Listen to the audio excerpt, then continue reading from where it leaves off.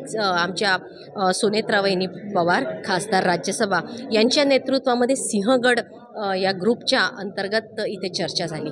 त्याच्यामध्ये आमच्या पक्षाची राष्ट्रीय पातळीवर कशा प्रकारे परफॉर्मन्स असला पाहिजे, नवीन काय उपाययोजना आहे की जेणेकरून आमचा पक्ष फक्त महाराष्ट्रात नाही तर संपूर्ण देशामध्ये कसे आमचे प्रतिनिधी वाढतील या संदर्भातली चर्चा त्या ठिकाणी झाली।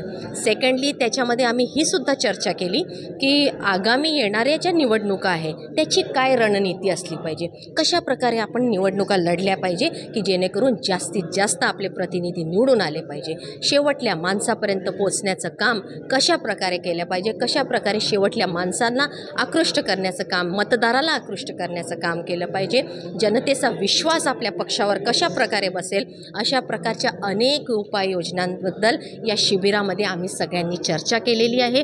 एक खूप चांगला पुरोगामी विचार, न्याय, समता आणि लोकशाहीचा विचार घेऊन, प्रेम, करुणा आणि सेवेचा विचार घेऊन या शिबिरामधून आम्ही जाणार आहोत आणि आपापल्या जिल्ह्यामध्ये अतिशय कणखरपणे ताकदीने आम्ही पक्षाची ताकद वाढवणार आहोत, यात काही शंका नाही।